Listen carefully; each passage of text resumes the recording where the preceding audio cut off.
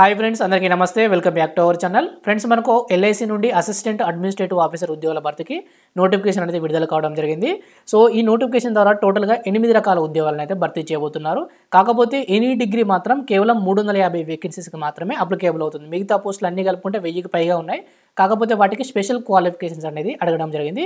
So మనం ఈ వీడియోలో ఎనీ డిగ్రీ పోస్టుకు సంబంధించి డిస్కస్ అయితే చేద్దాం. So total number of vacancies వచ్చేసి 350 ఉన్నాయి. ఎస్సీ అయితే 51, అదేవిధంగా ఎస్టీలకు అయితే 28, ఓబీసీ వాళ్ళకు 91, అదేవిధంగా ఈడబ్ల్యూఎస్ వాళ్ళకైతే 38, అన్రిజర్వ్ క్యాండిడేట్ అయితే 142 వేకెన్సీస్ అనేది ఉండడం అయితే జరిగింది. సో అదేవిధంగా మనం ఇంపార్టెంట్ డేట్స్ కనుక దీంట్లో చూసినట్లయితే లాస్ట్ డేట్ వచ్చేసి మనకు సెప్టెంబర్ 8 వరకు మీరు ఈ ఉద్యోగాలకు అయితే అప్లై చేసుకోవచ్చు. అదేవిధంగా టెంటేటివ్ షెడ్యూల్ ఆఫ్ ఎగ్జామినేషన్ కూడా దీంట్లో మనకు మెన్షన్ చేశారు. ప్రిలిమినరీ ఎగ్జామినేషన్ డేట్ వచ్చేసి అక్టోబర్ 3న కండక్ట్ చేస్తారు. అదేవిధంగా మెయిన్స్ ఎగ్జామినేషన్ వచ్చేసి నవంబర్ 8న కండక్ట్ చేస్తారు. సో ఇది కేవలం టెంటేటివ్ షెడ్యూల్ మాత్రమే, ఎలాంటి అడ్డంకులు లేకపోతే ఇవే డేట్స్ అనేది ఫైనల్ అయితే చేస్తారు.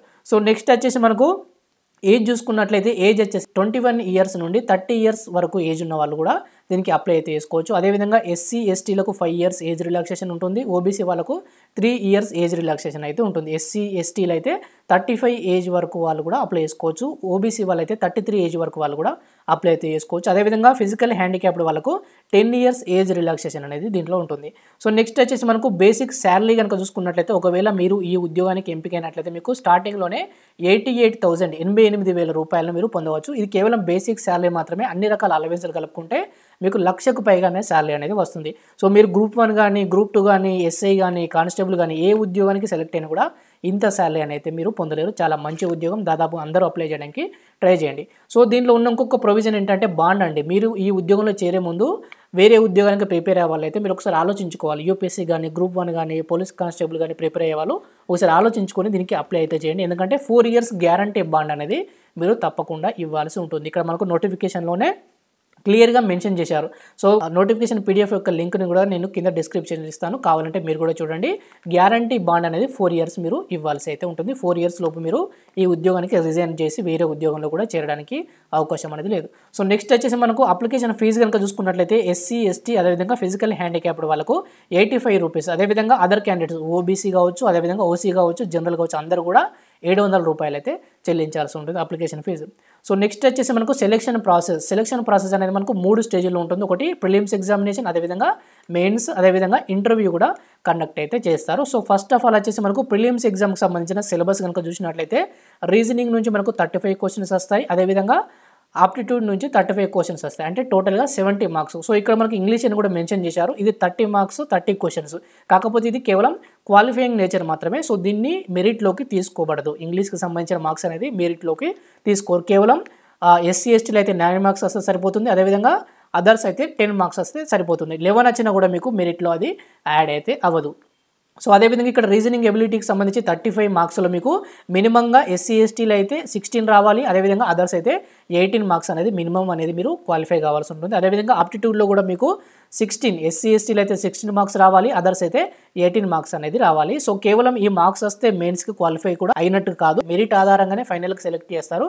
కాకపోతే మినిమంగా మాత్రం మీరు దీంట్లో క్వాలిఫై అయితే కావాల్సి ఉంటుంది. సో నెక్స్ట్ మనం మెయిన్స్ సిలబస్ కనుక చూసినట్లయితే మెయిన్స్కి సంబంధించి రీజనింగ్ నుంచి 30 క్వశ్చన్స్, కాకపోతే 90 మార్క్స్ ఇచ్చారు ఇక్కడ మనకు, అంటే ఒక్కో క్వశ్చన్కి 3 మార్క్స్. అదేవిధంగా general knowledge and current affairs నుంచి 30 క్వశ్చన్స్ వస్తాయి. ఈచ్ క్వశ్చన్కి 2 మార్క్స్, అంటే 60 మార్క్స్. అదేవిధంగా డాటా ఇంటర్ప్రిటేషన్ నుంచి 30 క్వశ్చన్స్ వస్తాయి, 90 మార్క్స్, అంటే ఈచ్ క్వశ్చన్కి 3 మార్క్స్. దేంట్లో కూడా నెగిటివ్ లేదు, ప్రిలిమ్స్లో లేదు, మెయిన్స్లో కూడా నెగిటివ్ మార్కింగ్ అనేది లేదు. సో అదేవిధంగా ఇక్కడ ఫైనాన్షియల్ మార్కెట్ అవేర్నెస్కి సంబంధించి మనకి ఇక్కడ 30 క్వశ్చన్స్ వస్తాయి. దీంట్లో కూడా ఒక క్వశ్చన్కి 2 మార్కులు, అంటే 60 మార్క్స్ అనేది దీంట్లో ఇవ్వడం జరుగుతుంది. సో నెక్స్ట్ ఇక్కడ చూసినట్లయితే మనకు దీంట్లో కూడా మనకు ఈచ్ సెక్షన్కి క్వాలిఫైయింగ్ మార్క్స్ కూడా మెన్షన్ చేశారు. ఇక్కడ కింద ఇంగ్లీష్ అనేది కదా, సో ఇది డిస్క్రిప్టివ్ మోడ్లో రాయాల్సి ఉంటుంది. Both prelims and mains examination ఆన్లైన్లోనే ఉంటుంది. ఈ డిస్క్రిప్టివ్ కూడా మీరు ఆన్లైన్లోనే టైప్ చేయాల్సి ఉంటుంది. ఇది కూడా కేవలం క్వాలిఫైయింగ్ నేచర్ మాత్రమే. ప్రిలిమ్స్ ఎగ్జామ్లో ఇంగ్లీష్ క్వాలిఫైయింగ్ కావాలి, మెయిన్స్లో కూడా క్వాలిఫైయింగ్ నేచరే. సో ఈ ఇంగ్లీష్ అనేది డిస్క్రిప్టివ్ మోడల్లో ఉంటుంది. సో ఇక్కడ చూసినట్టయితే రీజనింగ్లో 40 మార్క్స్ రావాలి ఎస్సీ ఎస్టీలు అయితే, అదేవిధంగా జనరల్ నాలెడ్జ్లో 27 రావాలి, అదేవిధంగా డాటా ఇంటర్ప్రిటేషన్లో 40 మార్క్స్ రావాలి, అదేవిధంగా ఫైనాన్షియల్ మార్కెట్కి సంబంధించి 27 రావాలి. అదేవిధంగా అదర్స్ వాళ్ళకు కూడా మనకి ఇక్కడ మార్క్స్ మెన్షన్ చేయడం జరిగింది. రీజనింగ్ సంబంధించి 45 రావాలి, అదేవిధంగా జనరల్ నాలెడ్జ్కి సంబంధించి 30 రావాలి, డాటా అనాలిసిస్కి సంబంధించి 45 రావాలి. అదేవిధంగా ఇన్సూరెన్స్ అండ్ ఫైనాన్షియల్ మార్కెట్కి సంబంధించి 30 అనేది మినిమంగా మీరు మార్క్స్ అయితే తెచ్చుకోవాలి. సో ఫైనల్గా ఇంటర్వ్యూకు సెలెక్ట్ అయితే చేస్తారు. ఈ మినిమం క్వాలిఫైయింగ్ మార్క్స్ వస్తే ఇంటర్వ్యూకు పిలుస్తారనేది గ్యారంటీ కాదు. మెరిట్ ఆధారంగానే ఇంటర్వ్యూకు పిలవడం అయితే జరుగుతుంది.